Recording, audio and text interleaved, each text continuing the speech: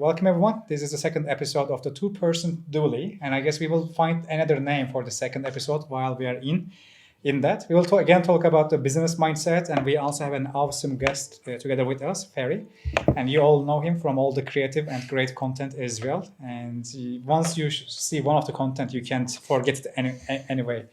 I can tell. I will be asking some questions to do middle by starting you mainly. Could you tell me, James, what are the 3 worst decisions that you have given in the business world that you regret for? 3 worst decisions.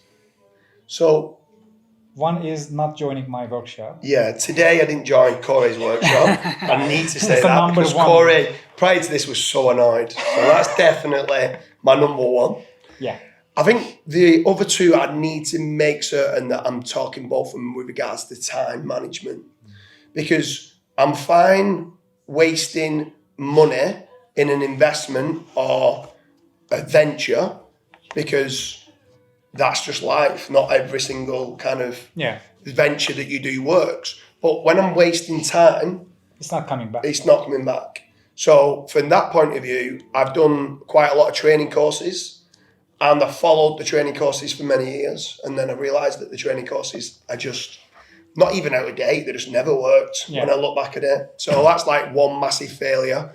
And then not early enough adapting to doing the masterminds and the meetups and actually meeting with so many now what I class as being friends and family like yourself. Like I fully enjoy coming doing these meetups now that we can share and experience stuff together. And I've always been your network is your net worth. I've always been that. But I used to just attend the conferences and I'm talking like 8-9 years ago and never bolt on and grab the people that I really respected and pull them to one side and say, let's get in a room together and let's have a good time. It's important for us to do this. Yeah. So I would say that. What's yours though, Karl? Probably similar to, so obviously I've been an SEO for a very long time. And one of my biggest regrets is after going to, I originally met Dooley at a mastermind, but it was like when I was like 8 years ago, so 20. I guess Charles invited you. Yeah, Charles invited.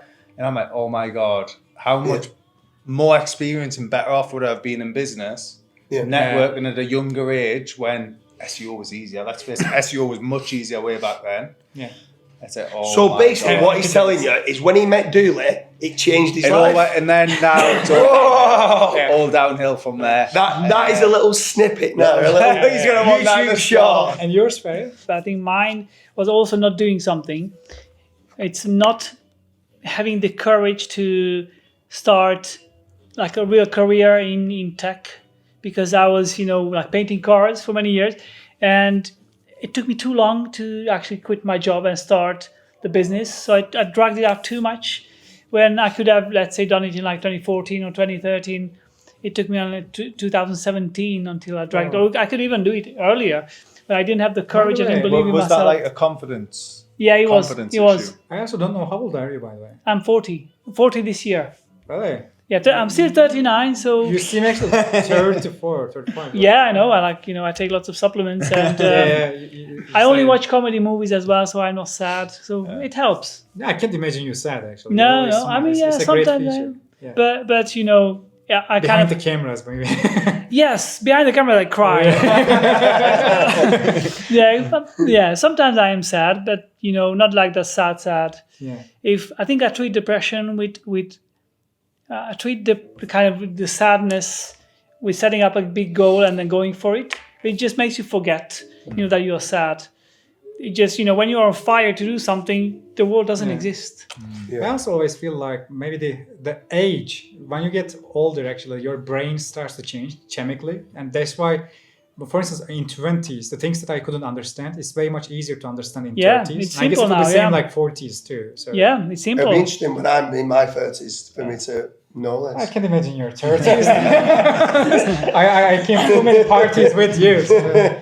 I am not even sure that whether everyone survived from your parties, to be honest. Some of them might be We lose lost. years. We lose years off our life when we Yeah, party with Dooley. yeah, definitely. What about yours? What's your biggest failures? I believe the wrong decisions. One of them might be leaving the casino after the medical update. Actually, I could stay and continue there as much as possible. Second one would be like I'm too much focused on sharing information rather than focusing on business. I always wanted to change the industry. It was like an obsession. Still, I have it a little bit, but I'm trying to stay away from that. The third one would be like I create too much personal attachment to the people. It affects my decision judgment, and that's why I'm not a no man. I always say yes, since I see people like friends. I would like to be able to prioritize my own family first, actually. Then I would like to do these extra favors if I have time. So when you say to the people, is it to clients or is it to employees or to which that's people? one of the things, because in the business, because since I came from the casino niche, when we have the company that we have, everyone was very close to each other, and I had that habit when I come to the other industries too, and I thought that the same dynamics would work for there too. It works well too for some people, like minority. I can tell, like Karl, James, I'm very easy and comfortable with them. That's why he should come to the market workshop. But Not better. but when it comes to some other angles, I believe I should be able to understand that I am a brand now and I can't have that much personal relationships. Because even if I see myself a regular guy and I behave like a regular person, people get different messages from the behaviors that you give. them. Like for example? For instance, like I was in Vietnam, and when I smile someone, they get it with a different context. They become happy. I'm also happy for that too, but they exaggerate it, to be honest. And they feel a little bit different. For instance, I was eating in a burger place. We have eaten together too, and actually it was the first time that I saw Vapor from autoblogging, basically. Oh yes. Yeah, and he wasn't working with you then, and he just told me that, Koray, you are so humble. It's very easy to approach you. And I was thinking, like, why it should be hard? Why it should be hard? And whenever they say that you are humble, I don't get what they mean. But I guess they mean that they are not able to approach maybe someone else that easily. So it makes really good amount of friends, but at the same time, it sometimes become harder to manage the time because you need to answer. But when you don't answer, they get Yeah, they personal. think Insulted I think not almost. only that as well, Fery, speaking on behalf of Koray, he's got 15,000 students that adore him for the information that he shared. And when they attend these events, like Rob Nichol, who got up on stage, was like, go and speak to the people that you want to meet. And when you're meeting new people and you're trying to remember their names and you try and remember what they do, it can be so your brain just ends up exploding. That's why sometimes when we go and see Koray at the end of the night, you can just see he's drained. Tired. He's not Koray. Like, he's drained because he's had 150 people coming to him non-stop. Yeah. And he's trying to be that nice person. You cannot remember He them. gets upset over not going to workshops. It's like, Yeah, it's true. It's overwhelming. Like you It's can't remember. overwhelming. It can be very tiring. I always actually carry a Novalgin with me because I always, during the conferences, I take yesterday I have taken 2 Novalgin, for instance. Oh, wow. It's an anti-migraine pill and I always take it. Today I have drank maybe like 5 or 6 double espresso to be able to stay energetic, and still I have it, all the caffeine, and tomorrow too it will be the same. So it is a little bit, that part is really hard, and I like to have that connection because I help many people from, let's say, Mauritius Island to the people in Vietnam. I always meet with them, ask their family, and I love being able to help them. But when it comes to spending time always together, to be honest, my wife is not happy, happy about that situation, and that's why I feel like after moving out to the Kuşadası, I should have more private life. So you have to detach yourself a little bit. Definitely, but when you start to do that, people get resentment. They think, because when you are too close to them and when you start to put some distance, that get a wrong message. but I would also then say that's one of the little things that you have that we've chatted about, I think, in the last one as well, is you let people too affect close. your feelings too much. Yeah. I think an easy way of looking at it, right? If you had a business with, we was just in a mastermind then before, right? And there was someone in there that says, all 50 members of staff go to him. I'm like, you can't do that, right? But why can't you do that? Because maximum, generally, like mad singers would say, the maximum you can generally deal with is up to maybe 10 the probably range is 6 to 8 middle managers of what you want to deal with, right? But why can't you? Because it's so time consuming and exhausting. Well, you've almost got to start when you go into these events, almost prioritizing some people if you're saying, I really want to, whether it's work and it's a certain client that you want to speak to, and I'm not going to be pulled away from being able to speak to some of the people that I need to speak to or want to speak to. You've almost got to have that priority in place. Like you can't deal with, no disrespect to, let's say, the cleaners, but the cleaners need to speak to head of cleaning or whatever. Do you know what I mean? Or the virtual assistants that are building links or doing outreach. You can't speak to all of those. You can only deal with your head of backlink department and stuff like that. So almost like you would run a business, these times you've got to prioritize. And yes, it means that you're going to upset some people because you don't have the time to say, not a problem, I'll spend 10 minutes with every single person. But there's one thing that we're all like, and that's time. Yeah. And you've got to start prioritizing and getting better at time management. It's also, you're absolutely right. That's why actually in Saigon and here too in Zakopane, I just say that actually I just want to be retired from the stages, but I want to put our new thought leaders in the Holistic SEO community to the stage, and I want to That'd be support nice, them. Because they are new faces, and at the same time, when they are on stage, I feel like I am on stage as well. You're proud of it's like almost you're part of your little... Definitely. In workshop too, I just say that actually, go and meet with these guys. They already know these things. They already publish their own success with that. And also, I also, of course, suggest you as well in a similar way so that they can bother you. I would not have suggested us. I wouldn't Delegate. because I weren't invited to the workshop. You don't need an invitation. But anyway, I want to flip this round from forget the weaknesses, forget the failures. Koray, I want to ask you, you're the first one, successes. What makes you happy and what makes you like that you're very proud of and where you've been successful? I believe that usually these proud moment comes when people send their, let's say, stories with our case studies mainly. Maybe I said it earlier too, but for instance, I saved a cat and that cat has been adopted by an SEO. I saved a cat from the street. He was about to die and as an SEO saved it. Then the person who accepted the cat or adopted the cat told me that I started SEO during 2020 thanks to your case studies, and he was able to protect his family during the COVID thanks to the case studies as well. And he wanted to just pay that favor back by saving the cat.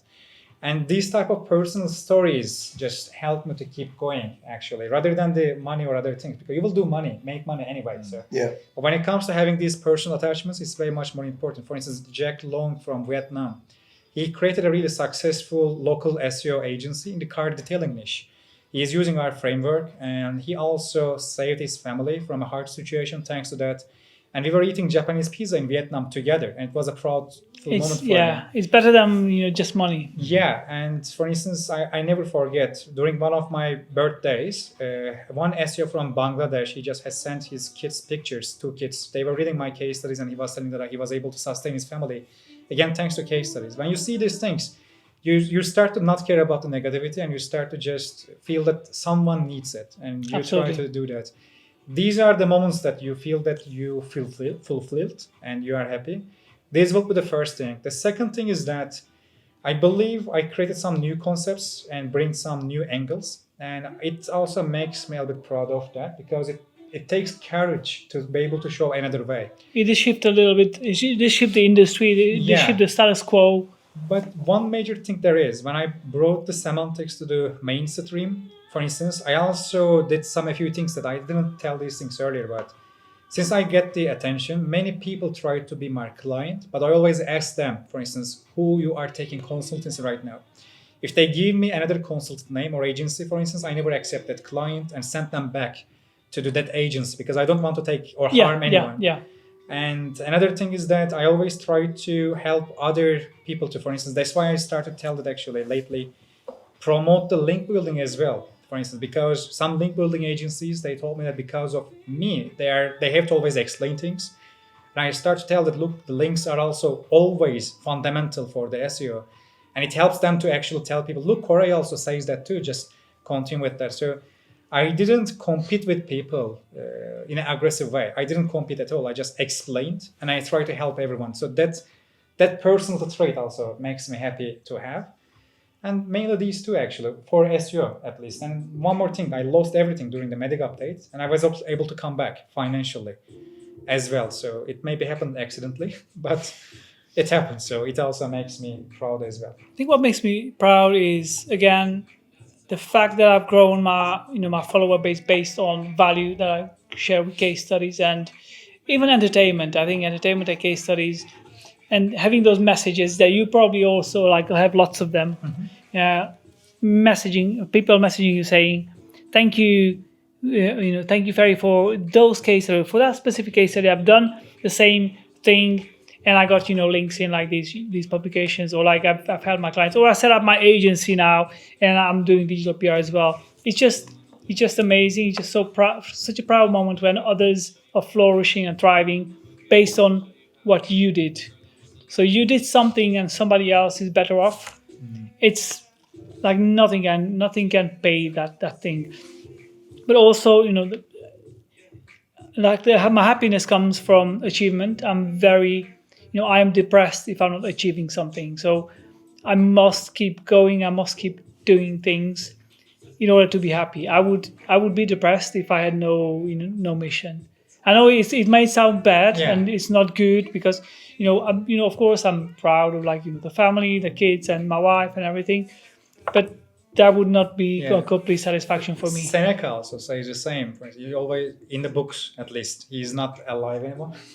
But he always says that if the human brain doesn't chase a goal or duty, it will be in a miserable state. It will. So the brain always should be busy with exploring, achieving, and doing something. And I think many people who are sad in life, maybe, I know there's lots of depression. I agree with that, but the way I treat sadness sometimes, because we were laughing here, like, oh, I'm crying, after the videos.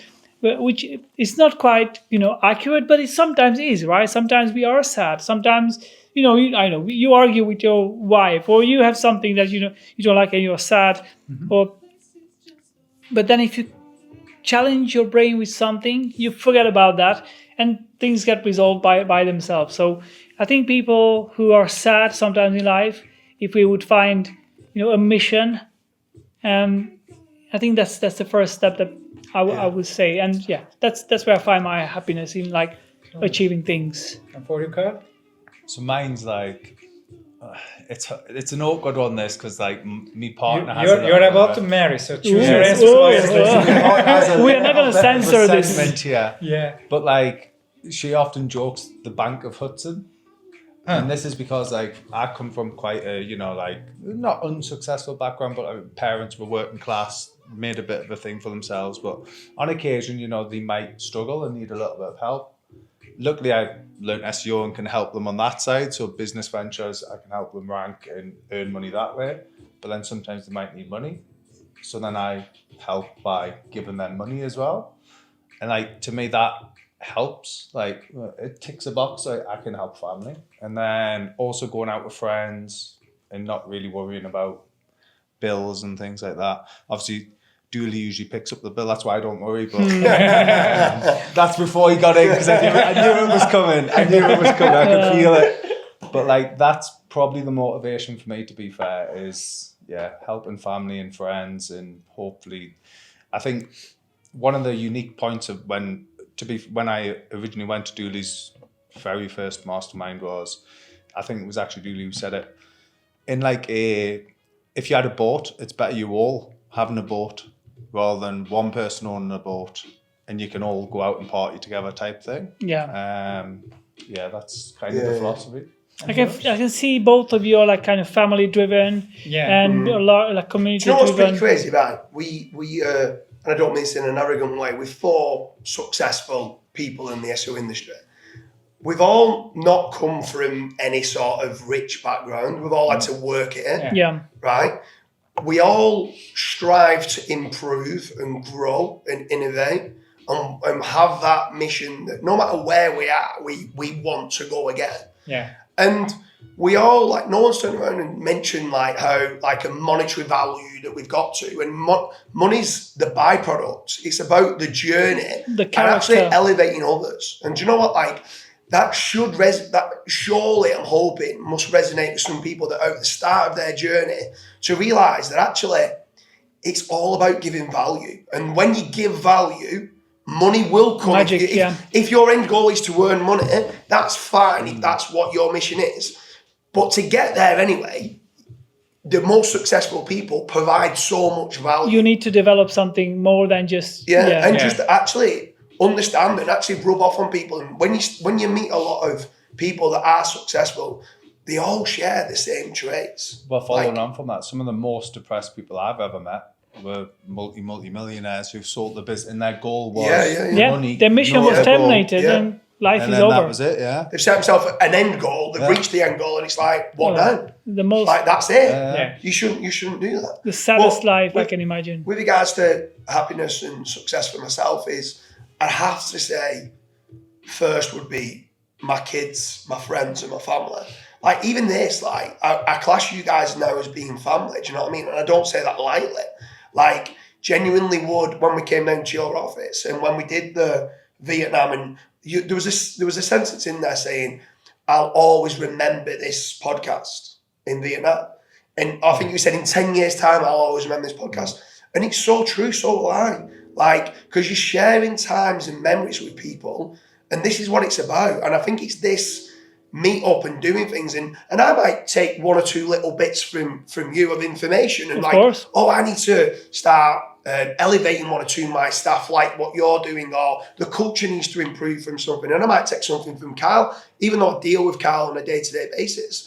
When you're out of the normal day-to-day running of the business, you just pick little things up where you go, oh, I didn't realise that. Oh, maybe we should do this. And it's the same with you. It's these times that it's not the end goal, it's the journey of getting there. It's the climbing the mountain that's the fun bit. So this now here is what makes me happy. This is what strives me to want to achieve more success. And do I do it for myself? Absolutely not. Like, if you ask me what my biggest success is, I remember my mum about 10 years ago creating a bucket list. And she created 20 things in a bucket list. And I think she's done something like 14 things in that bucket list.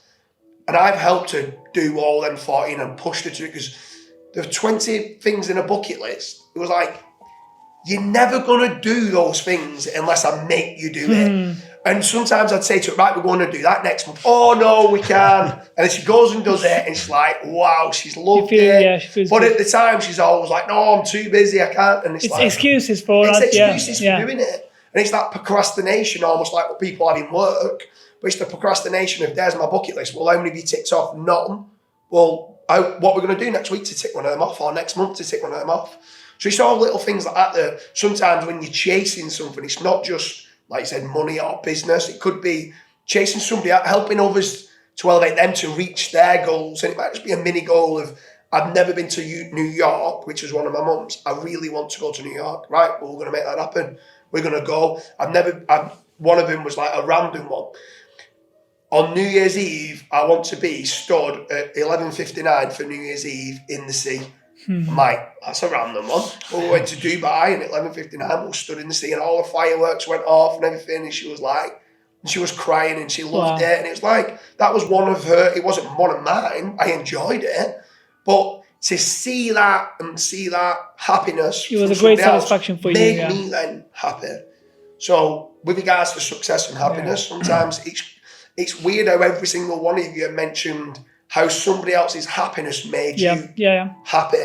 And that must then, when you start realising it, without in the subconscious mind, it was only when you three started talking about it then, and I sat back a little bit and I was like, wow, this must be a trait for successful business people. Not just business people, but happy people in life. Like, what are these people that are sad or depressed? What are they doing to make other people happy? Or they just sat there on the couch watching TV and moaning and watching the news. Do you know what I mean? Like, what are they doing to help others? Because when they help others, they probably won't be sad and depressed. It's such a good satisfaction. So I've always understood, like, try and help others out. But like, when you'd seen that, then it was like, Actually, that's a bit of a... I guess we can frame it like when people focus on just making money, I believe it makes them depressive because they're always racing against time with the numbers. Yeah. And I believe that process ends up making less money. Yeah, it But does. if you just focus on creating something new and helping people, money eventually comes. It's like money is the side effect of actually hard work and solid work, actually. It's probably Money, a little yeah. bit of a two-edged sword, this, though, because then probably all four of us have the same issue of we also always say yes to people because we that's like the them. previous episode. That's yeah. the two-edged sword. You Yeah. say Yeah. yes a lot, and it's like, oh God, I probably shouldn't have said yes, but I've said it now. I'm helping. The balance is the key then. Finding the balance. But also, when you start to say no and focus on the monetization, I believe it should, at least a person always should be doing maybe just meditation to make himself to remember what was the real goal or the first goal in the first place. Because, for instance, when I see you and talk to you, I always feel like it is worth to come here. But I just focus on the business side. It doesn't worth to come to an SEO conference Yeah, for not the like, business. definitely not for business. Okay, Like yeah. if you go to an SEO conference to make money or get leads, Yeah, like that's not the right yeah. place to be. But when you come here for helping people explain Yes. these things and also create a new movement or the effect and having memories together, Yeah. I believe it is worth for nearly everything. And it also makes me happier when I do SEO because I always remember people when I do Yeah, it. it gives you more drive. Money can't Yeah, motivate yeah. you just for enduring Indeed. all these big processes. To be honest, it's too much work just for money. You need Absolutely. some personal attachments there as well. But also I must tell that if you just focus on the attachments, I believe some people will exploit you. Yeah. And I guess it is what you mean there when you try to say no. And sometimes I believe people don't realize that they do exploit on you as well because they don't realize it since you don't tell them explicitly. And I believe it requires some maybe implicit communication skills. Like maybe you don't tell it explicitly, but you just annotate it. Maybe some different things. What do you think about it? To be able to say no and focus on your own business goals, would you use some communication skills to imply it or to annotate it? Which scenario would you think that you would want to say no, but you did say yes? So let's take a scenario. It's a better form. We have a lot. Let's get them. When we spoke, The most common one. when we spoke in Saigon on stage, so many people came over to us and asked us the question to say, "Why did you argue in January?" And that was the what was the argument that was happening in January? Like we are great January this year, right? We are great friends and we're great business partners, right? But in January this year, it was me that was like asking Karl lots of questions to say, why have we said, no, don't get me wrong, I'm arguing with Karl and blaming Karl. And then when Karl then actually gave me a little piece of my own medicine, like it was like, oh. The problem is I'm a little bit Actually- more obviously extroverted, introverted, so I have to take what he says onto the shoulders. Yeah. And then and then it takes a little articulate. time to process, then I'll say Fight back. Say it back. Yeah. So like, but I'm like, why have you said yes to all these? Like I said yes, and I was then passing it to you for you to look at and choose Say the no. best, to choose the best five. Because we get certain people coming over like, oh, here's an investment opportunity. The business is worth £1 million, but if you give us 100,000, we'll give you 40% of the business. So it's an unbelievable deal. it's So I'm very like, tempting. that's a good deal. Pass it through. What can we deal with here? And then Karl goes, that's a good deal. That's a good deal. Well, that's a good deal. So we just said yes to everything. But then what ends up happening is, yes, we can run it successfully and from a business standpoint, but am I being successful in the gym and working out and my health? Am I being a successful dad? Are you being a successful husband? Yeah. At that, then you start to then weigh up, no, we're doing too much. And at that point, you need to take a step back. So I was blaming Karl. The truth of the matter is, it was just as much my fault as it was Karl's. And when Karl then said it back, I was like, oh yeah. But the good thing is we're able to have that chat and that conversation and actually bang heads and be like, well, what is it? Was it, okay, yeah, I'm now going to pre-vet before I give it to you to And you're also ready to vet. commonise as well, like your truth. Because everyone, Well, when you argue, need to. everyone's... Yeah, of course you need to. Yeah. Because if you don't and you've got like two positives in a battery, it doesn't work. You know what I mean? It You need doesn't to both be able to, if it's an elastic band and things are going bad, you've got to be able to understand, okay, I'm now stretching his elastic band. I need to stop stretching it so much. And he needs to understand where my elastic band will snap. And you kind of got to push each other, but understand each other's boundaries and respect each other's boundaries as well. Yeah. Because I know Karl loves doing his plunge pool in the morning, right? I know he loves taking the dog for a walk. I know he wants to have a healthy breakfast.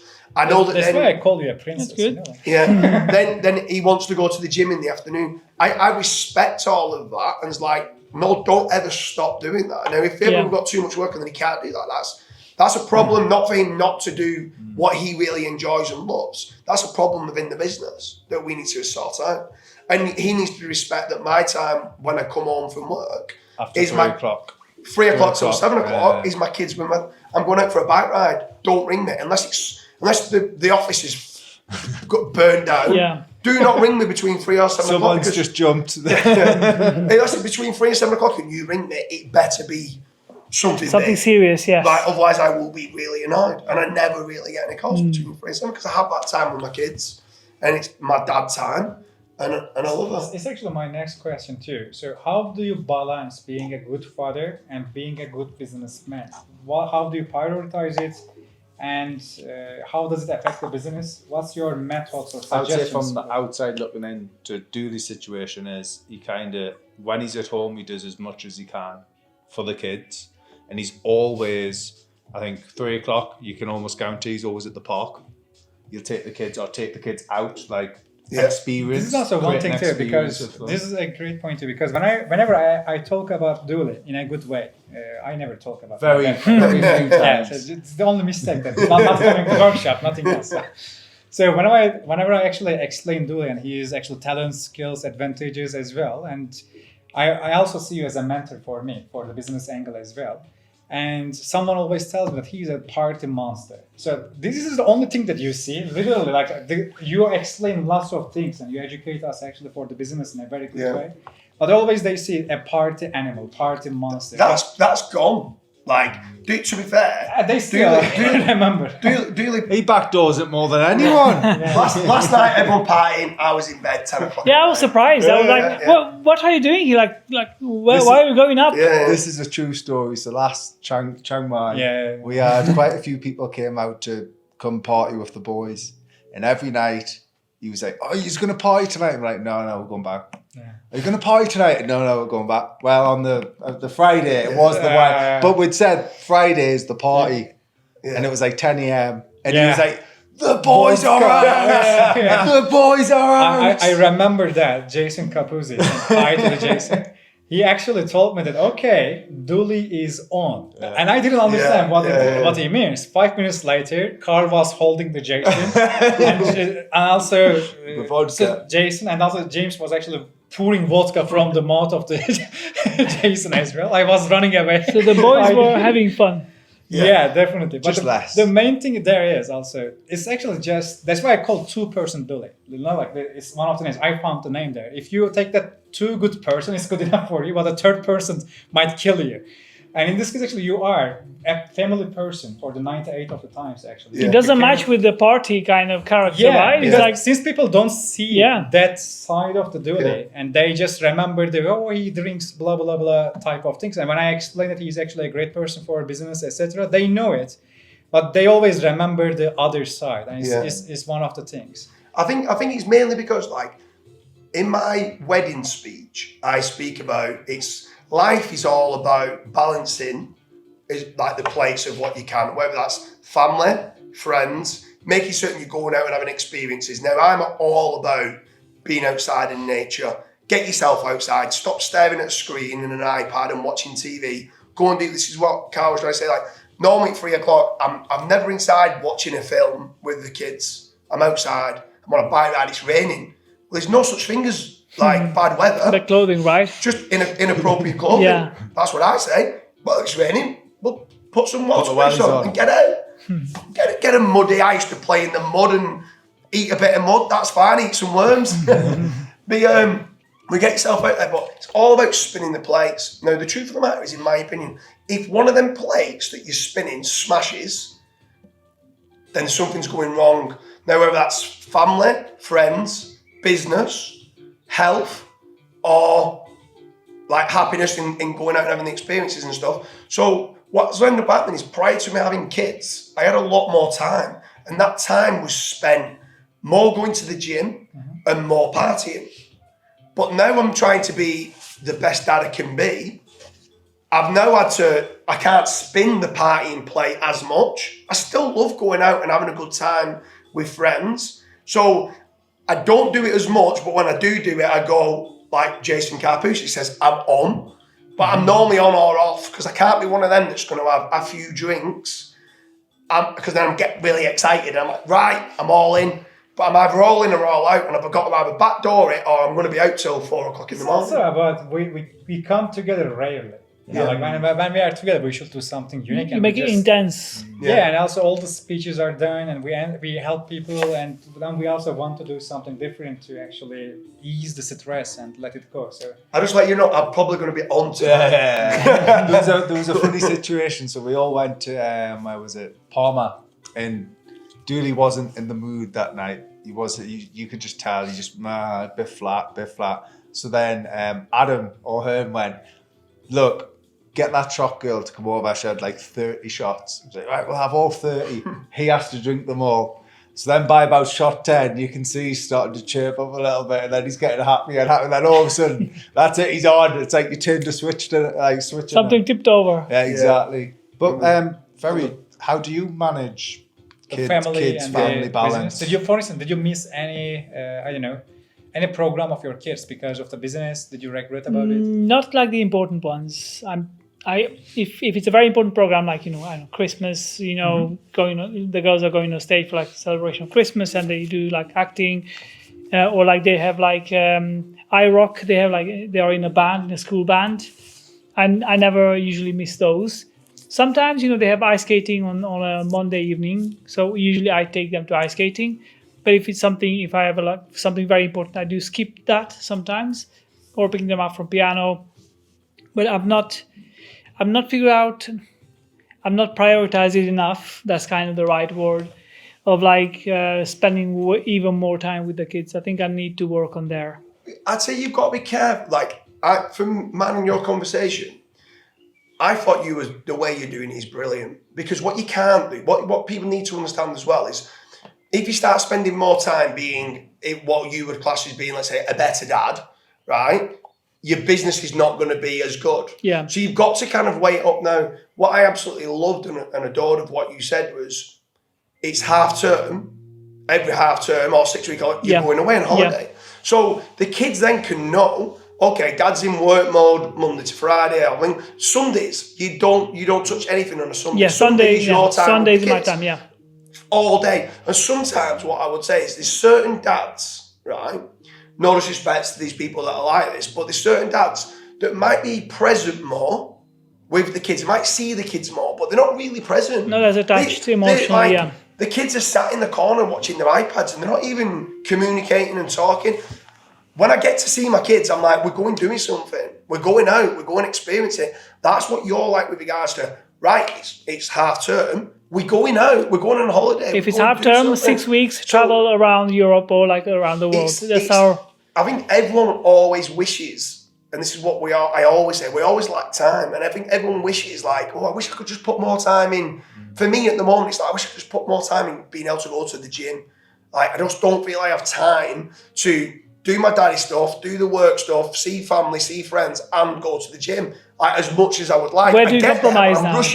I'm rushing around doing stuff to I need to be home for 3 o'clock. So I wish I could do that. But then we're always going to wish we could improve on time management. But you can only do so much. I believe there are also some good sides that comes natural too. I'm not a father yet, but I always try to prepare myself for that. And that's why I'm asking these questions, to learn from the experienced ones.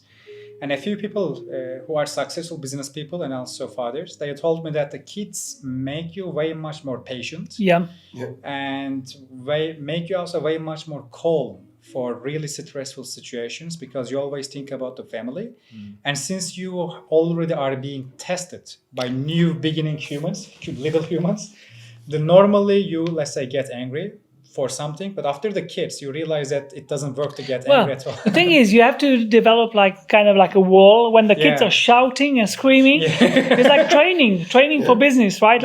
I just keep calm, and you can shout, okay, it's gonna be fine, and then they chill out, and then it's not too bad. So it's a training. That's why actually I mentioned that chemical thing, because I believe human brain through the time it will adapt. changing. Yeah. For instance, because I guess I can't think like you think right now, not because I'm not a father yet. You have not been trained. Yeah, you've not been. I'm also too young, I believe, because I believe that whenever we have a new decade in the life, I guess the brain changes. And that's why, for instance, we don't remember our own childhood. To remember your own childhood, like completely, because not at all, right? Because when you have a children or child, basically, it takes time to have that empathy because we forgot how it was, and we don't remember because we changed. And I guess getting older, also, it makes you a more empathetic person for sure. Having a child, go sorry. Yeah, having a child develops. You become a child again. As a man, I think you do. You having kids, mini Korays running around would be tropical mess. would be brilliant. Would be brilliant for you, because what I would say is babies and kids are so more intelligent than what meets the eye, and they know how to manipulate you. They know how to push their boundaries, right? Yeah. So you can have kids that are crying their eyes out, and you're like, no, you're not doing it, and you feel so sorry, and you're turning around going, I just want to go and give him a hug. And the next minute, when they know they're not going to get it, they turn around and stop. And they're like, they know how to push your boundaries, and they know how to manipulate you. And then when you start realising that, you would start to become a lot more conscious of your time. Yeah. That when someone's wasting your time, you will learn to say no a lot faster. Or if you're in a business decision or whatever it is, you'll learn to be, no, that's not what is happening. Or if someone's coming and trying to manipulate and use you in some way, shape or form, you'll just know straight away, no, I'm not having this. If I can say no to my own kid. Yeah, exactly. I can say no to anyone. Exactly. 100%. Yeah. It's a very good point, actually. And it incentivized me as well. Yeah, good. Father. So when down to action. When are you going to move in? I want to come and visit your new house in Turkey. Wasn't it about 5 months ago the last podcast? He said he was moving in when he got back. Moving in next week. Yeah, next week when he got back home. That's one thing actually I am thinking always, because whenever I come to a conference, my wife always gets a little bit, of course, upset, because whenever I do these speeches or lectures while helping the industry, I always delay the family side. That's why I prepared these questions actually. Do you want us to rent a van? We'll come across, we'll lift the furniture for you, and we'll it would be good. I'll be your removal man for a week, and I'll come and take it from, where is it, Istanbul? And take it down to the coast. I believe after Estonia, I am definitely going, and I would be happy to, as I always say, all of you can always visit us there. We can go to the Ephesus, and I guess our first gathering, that exclusive event for maybe just 100 or something, it will be in Kuşadası, so I guess it will be one of the good moments to know the area, and I guess then we can work on saying no together, all together. Like, we can list all the invitations together, then we can choose this is no, this is no, this is no. I want a Turkish barber haircut, I want a Turkish shave, I want a Turkish kebab, and I want Turkish massage. You also look like Turkish. Yeah, that's what everyone says.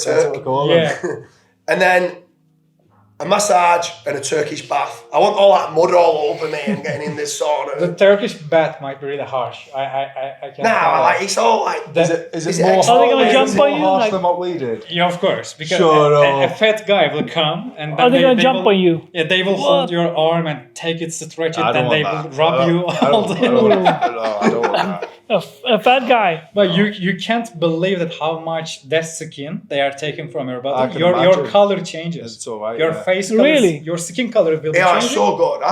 You've done it. Yeah, I've done it. You might be losing even weight. It's amazing. You might lose a kilo. They literally take your skin out. Like that's crazy. Felt like a snake. I'm gonna try feel relaxed. I'm gonna try it if I go there for sure. Take some painkillers. Really? No, it hurts. It depends on what you ask for. If you tell that feel free, they will really harsh. Yeah. So it's not like Thai massage or body I've never massage. done Thai massage. I've heard that's kind of also like tough. Yeah. Is it? We have an experience. What? Me and him went in one. Koray gave Karl a massage. So it was so funny. So he was the woman started like massaging, and you could see she was like, what the hell? Yeah. And then he starts going. And then I'm like, I start laughing, and then she starts. They were also laughing at. They were harming, and also they were laughing at us. we came out I need a massage. Yeah, Like, we couldn't Jesus. even walk actually. That's crazy. Yeah. Because the Really girls here, bad. there's like a massage section in the hotel. And they said they do Thai massage on Friday and Saturday. I'm like, yeah, I'm going to go for it. But now I'm like, You had a massage. yeah. yesterday. I had three massages. Touched by an angel. Touched by an angel. That was the name What of you the have to massage. remember here, Fery, is the Thai massagers, they're usually not trained masseuses. Whereas here, they're probably trained in masseuse. Oh, Like, okay. they're Yeah. trained in massage, Yeah. whereas Thai Okay. are kind It's of like- just like- not. Kind of feels like you're in a WrestleMania. Elbow dropping you. No way. Yeah. Yeah. We experienced these things actually together thanks to the was a great conferences. experience. That's why I'm telling you, it's the only good side, being together and spending time together. Having these unique, Yeah. We unique should choose the next year experiences. once actually together. To be honest, like for me, to be honest, the main one will be my own. And actually, it was the inspiration. Just I was thinking that instead of I go every country, how about everyone comes from these Exactly, countries yeah. Come to to me? you. So you have to travel, It no was a more se- visas, Yeah, right? it was a selfish motivation, Yeah, but good, I very need good. that. I need that. That's what I've said to you. Let's get to Turkey. Let's get over there and have a good time. Yeah. Anyway, talk next week. Or is it the week after the course is opening back up? Yeah. We are opening it Talk again. to me a little bit about that. It's actually funny because I didn't open the gates for a year, and I believe my scrapers and pirates, they have made more money than I do. They just scrape everything. They even try to sell to my wife. You know, like they message my way. wife by telling that, do you want to Koray course? And Oh my god! They try to Can sell. you do something? Can you legally do something? Or it's not worth it? Not that much, but also these people need money. I know that as a kind That's of not the right answer, though, really. But when they message me, I say, no, it's crap. I don't like Corey's course. And legally we can't do that much, and also many people respect our intellectual property, And they don't buy it. They don't buy it from they there. support Yeah. us, so That's we're the happy right with thing to that. do.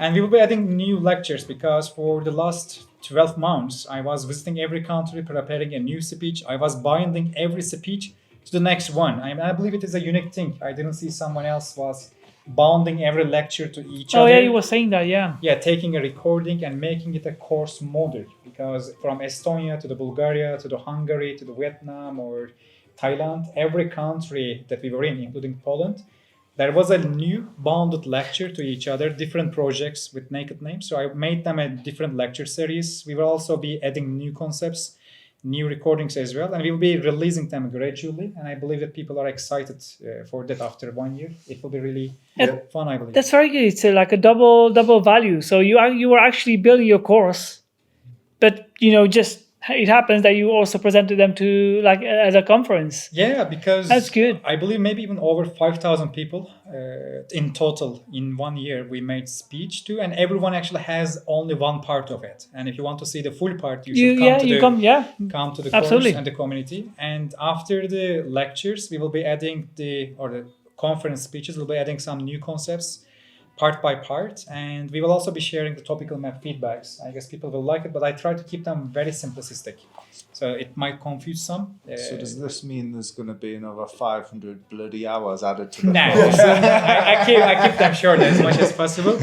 But it's one thing, when I keep it very short, they ask extra questions and make it longer. Yeah. And when I make it longer, they also tell me that is too there a long. shorter version? it's like just this. There's no win. There's no winning there. Yeah, that's why I'm also even thinking about maybe I should have a long lecture and short lecture, and they can choose whichever they want. that's It true. might Not a be- bad idea. yeah, it's like the burger with different type of meats. Like The issue is though, like with the short ones, is then everyone some of it leaves it to their own Or mind. Interpretation own of what it is, interpretation yeah. of it, Yeah. and then they run that way when Yeah. it was that way, That's and then one would of you my have it's Yeah. so Next. tough. Yeah. Like we're in the co-work group, and that is so active. That co-work group. that Yeah, we're in. because everyone understands something, but also everyone Yeah. understands an angle different. And Yeah. then they started discussing. That's why community learning is important. And that's why I try to keep things long so they can have the details.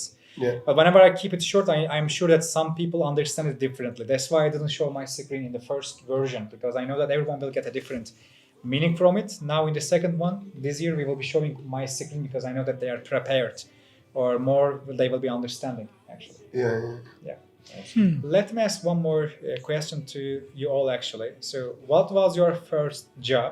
Did you like it, or did anyone fire you from that job, to be honest? My first job was working in a call centre on minimum I wage. can't imagine him like in a So, call center. do you know what? I was actually You pretty also good at have sales. a very, like, very deep accent. No one will yeah, understand. like, I think that's what annoyed people. I'm like, all right, Say it got some again. double glazing. No, do work.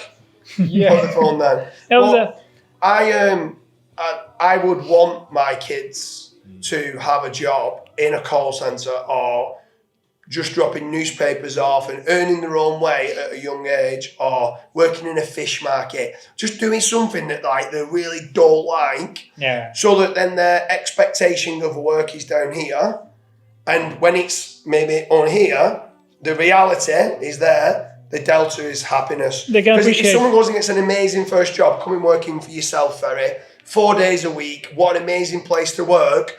If they go and try and get another job now, we and are they ruining don't get people. 4 days, Yeah, no. you're ruining them. Yeah. We And are they running go a big start time. another job.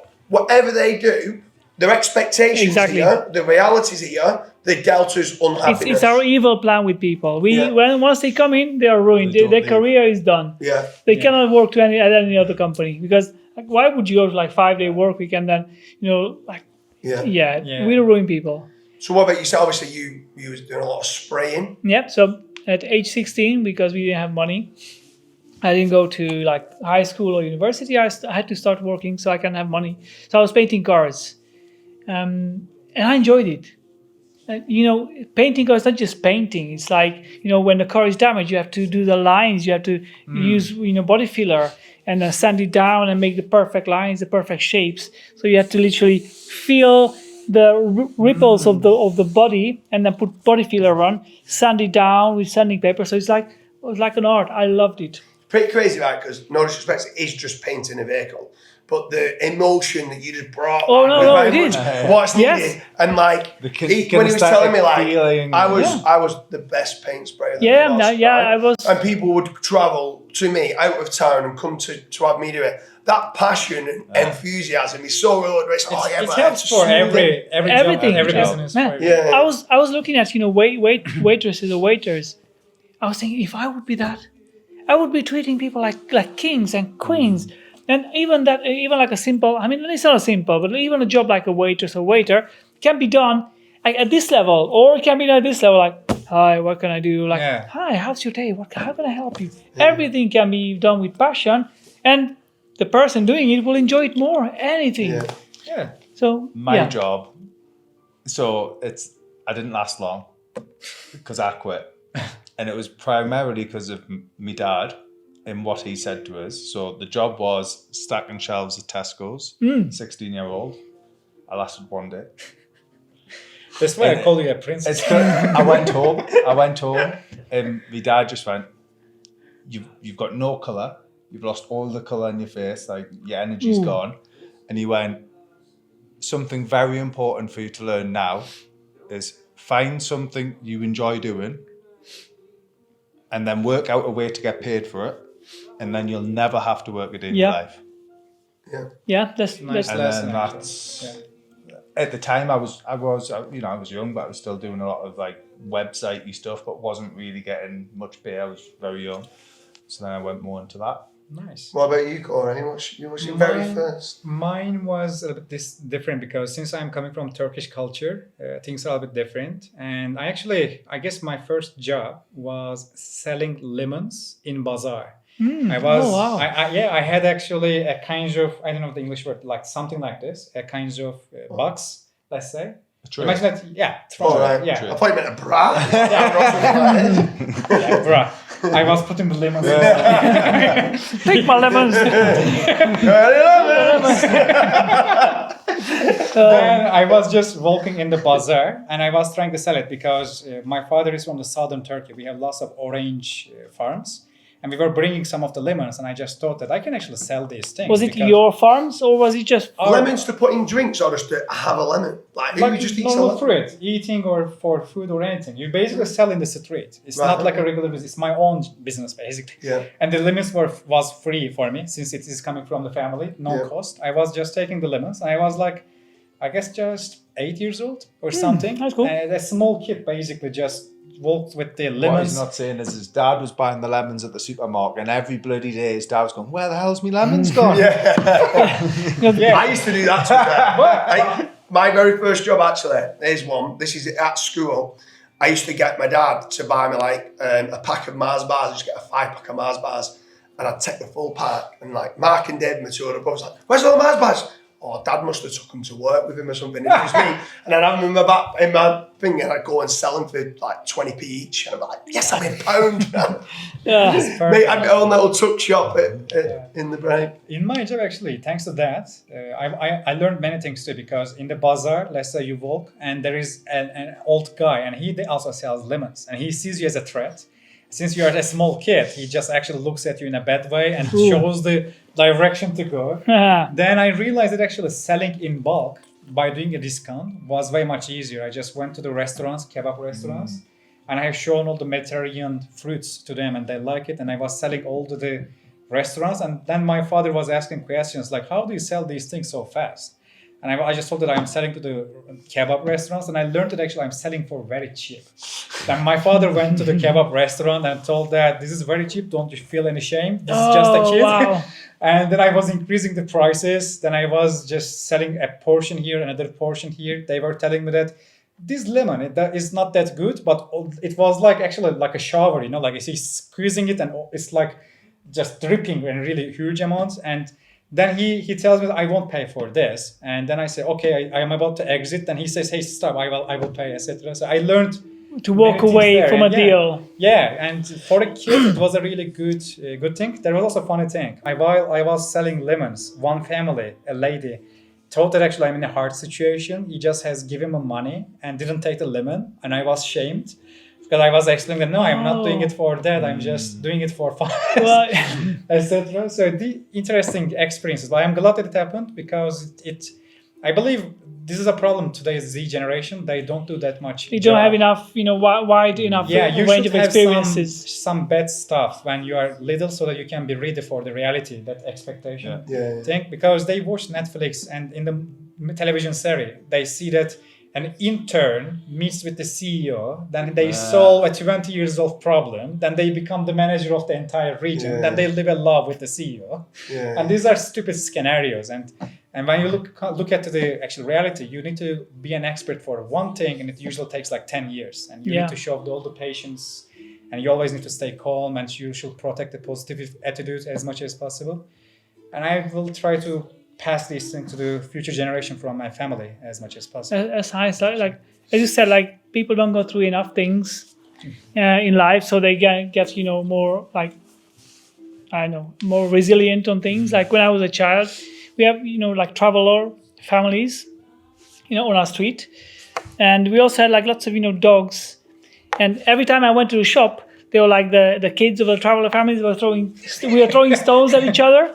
And then the dogs were running after me. So it was like a crazy experience there. Like you had to be, adapting and running and doing things. So it was like a crazy childhood. I think people, as you said, just on a tablet, you don't get to experience those. They should start hitting the wall a little bit, and they should feel some pain. Because when I get my first, I don't know the English word for it. Imagine that someone is angry to you, even if they are right or wrong, but they just superior and tell something bad to you. You should be able to take it in, digest it, and keep doing the same thing. You can't have any resentment, for instance. And I believe it takes time to get these realities for the new generation. It takes over and over. It's also valid for SEOs too. For instance, I don't know, maybe I have endurance, because when I was in the casino niche, I remember that we had a lunch and I worked like 36 hours non-stop. Then I went to the house for sleeping with a private chauffeur. And 4 hours later, the boss just called me, wake me up, called me back. I went there and worked another 8 hours. Then I returned. If it is important that for that moment, we never say no and we just do it. We were successful, so it is worth that. That's why maybe I was, working like crazy in the white hat industries, because I couldn't see someone similar. Because they always have insurance or everything covered so well. They don't have to be hardworking that much, actually, to be honest. Indeed. They give they just If you're not being pushed with something, you don't have to develop that part of resilience in your mindset. It's the mind. Resilience is one of the most important mindset traits you need to have. I think we all need pain in our life. Yeah, Like, of course. to build that resilience. You cannot like, develop it's- the character if you don't have pain and if you have like pressure. Same also happens in army too. For instance, when I was in army, it wasn't hard for me, but many adults, they're like, let's say they are judges and from every occupation, they were about to cry. They get everything like a resentment. For instance, my commander, if he says something bad, I just say, yes, commander. Yes, commander. Yeah, Yes, sir. just be humble. Yeah, That's it. Not just, I don't have any other chance, by the way. It's the rule.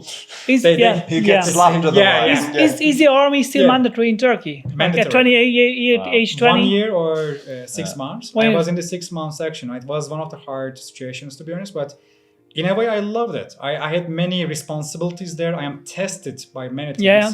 There was a funny moment though. For instance, I was I don't know the English word again, sorry. Guardian for a passage. And my, let's say a lieutenant came and told me that even if a general comes here, you won't allow them to pass. Ooh. I am just a regular soldier and he expects me to say no to a general. And I'm a yes man. So I was trying to handle both sides as So much did as the possible. general come? Oh, yeah, of course. They come. And they got past. They come, of course.